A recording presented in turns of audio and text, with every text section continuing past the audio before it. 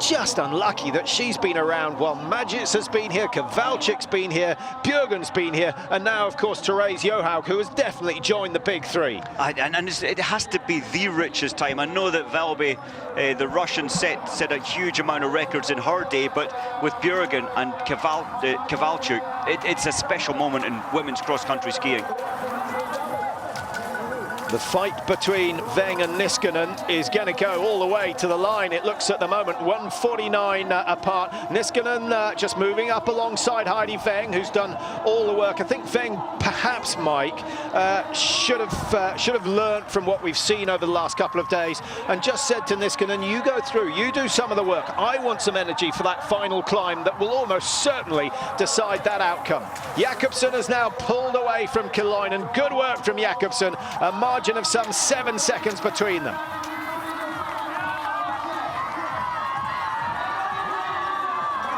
Sprint finished, didn't we? Yeah.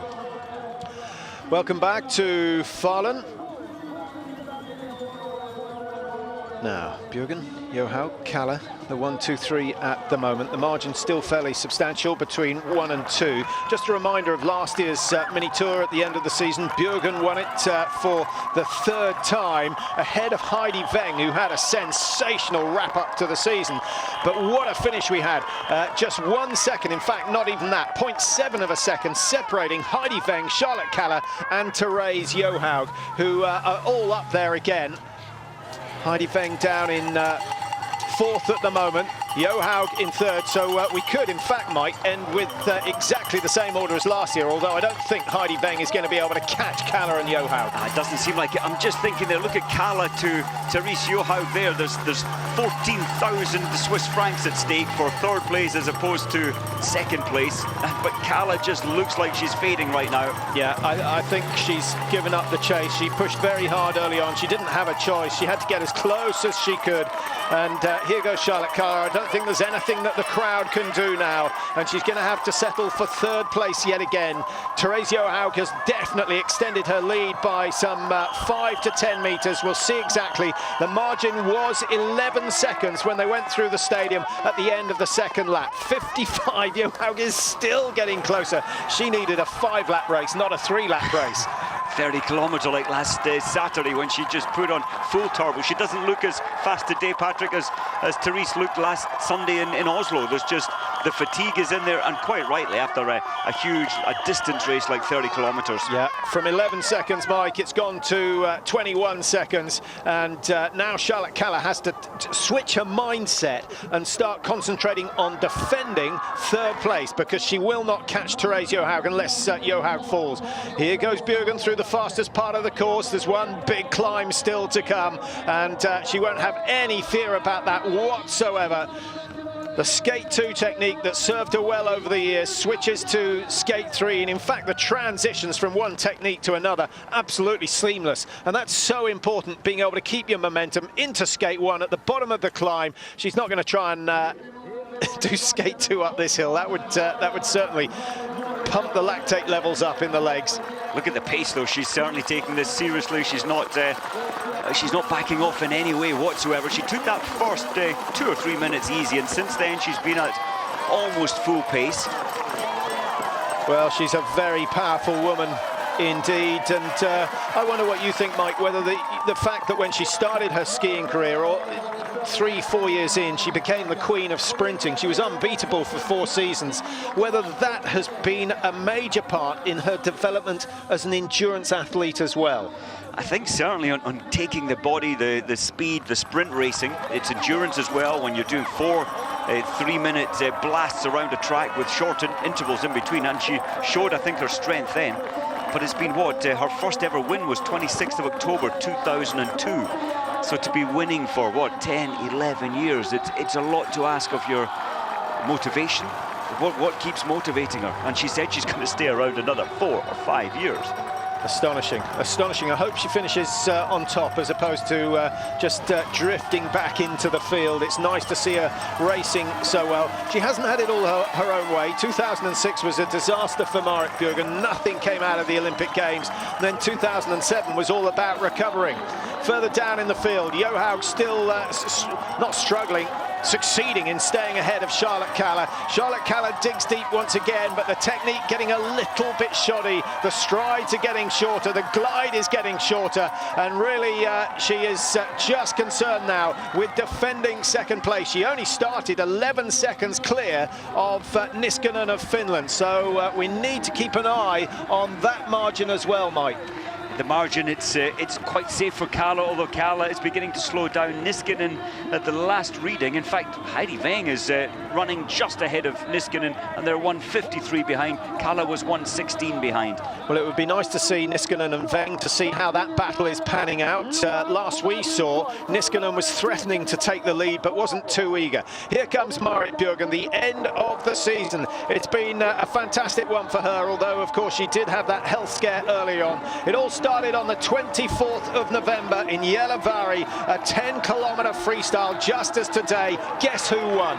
Marit Bjørgen, and she won in emphatic style. Today she's made it look easy as well. She started with a steady pace. She's just kept it going all the way through, and not until the last 50 meters does that familiar smile break out, and Marit Bjørgen celebrates once again. She doesn't take the overall crown, but she takes the World Cup final crown. 200 World Cup points, and of course she gets a very healthy check at the end of the last 5 days. Well, 41,250 Swiss francs. Johaug, even though she knows she's going to finish second, she just keeps pushing and pushing. She doesn't know. I'd love to see Johaug out training, actually, Mike. Many people say if you can't go slow, you can't go fast. As in, if you can't learn to train slowly, you then can't put all your effort into the racing. I wonder whether Johaug ever goes slowly. Reminds me of Murillo de Zolt in the men's field. He was tiny and had an incredible tempo, but he did go slow in training for his distance training. Still, she digs deep. 2:36.9 was the winning time for Marit Bjørgen, 49.3. So she's taken, what, 31 seconds out of Marit Bjørgen. Not many people can do that, but really it was all about staying ahead of Charlotte Kalla, who gets a very, very warm welcome indeed, and so she should. Third in 2009, third in 2010, third in 2012, and third in 2013 as well. The World Cup finals have served her well, but she deserves a win. I'd love to see her winning ways again. And how can you win when there's someone as great as this on board or on the start line? It's very difficult for anyone else to take the victories. Well, this perhaps the greatest battle into the final straight. Heidi Weng, who surrendered the lead at the start of the final lap, goes on the outside. Niskanen desperate to get the Finns up into the top 4 today. Weng looking strong, the 21-year-old who finished third yesterday, out sprinting Kowalczyk. Is she going to do it again today? She will. Good timing from Heidi Weng. 3 Norwegians in the top 4. Niskanen the best of the Finns. A good battle between those two, and I guess you have to say Weng deserved it. She was the one that caught Niskanen and then did most of the work on the way round. That huge effort, it's just earned her another 3,000 Swiss francs. If she'd been fifth, it was that much less. Jakobsen, she seems to be coming back into racing form. Just the Norwegian Championships left next weekend. Kloinen in the centre of your picture. Good run from Kikenrandl, who we haven't seen much of, coming strong. And this is going to be enough to put Kikenrandl into the top 3 of the World Cup standings for the 2nd year in succession. Well done to Randl. Kloinen 8, Lattenbaki 9. The best of the Russians, Shakalova in 10th place. That might just push her up into the top 12 of the World Cup standings. We'll have to wait and see confirmation of that. Zeller is the first of the Germans across the line in 12th place, 2:36 behind, having started 2:44. So she's taken time out of Marit Bjørgen, and she can take that as a positive going into the Olympic season next year. Here comes Maiken Kasper Faller of Norway. And Faller has generally done a little better than this in the Tour. Don't forget, the position they finished today is the position they finish in the mini Tour. That's what the chasing start is all about. And this looks like Ishida of Japan gets another top 15. Well done to her.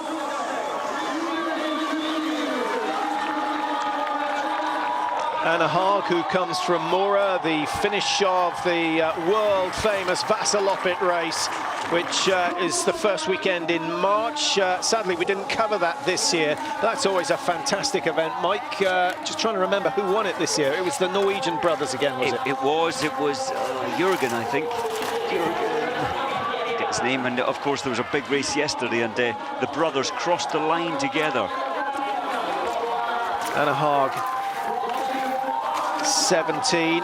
This looks like Saarinen coming in 18th position, just over 4 minutes behind. She started 3:20, so she's lost 40 seconds to Martin Troppanin of Italy. She's a world-class skier. It's nice to see her doing well. Just checking out her World Cup position. She's not on the front 2 pages of the World Cup standing, so outside the top 30. But I think maybe we keep an eye on her for next season.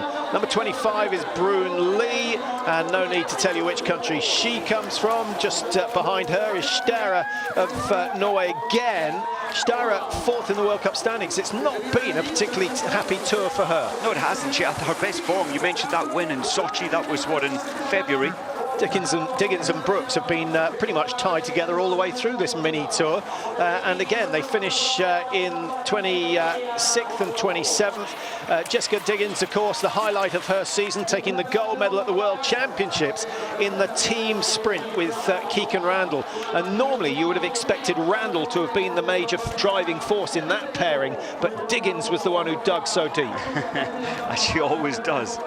Yeah, she's good racer to watch. And of course, the best of the Americans at the World Championships, Stephen, 5th position.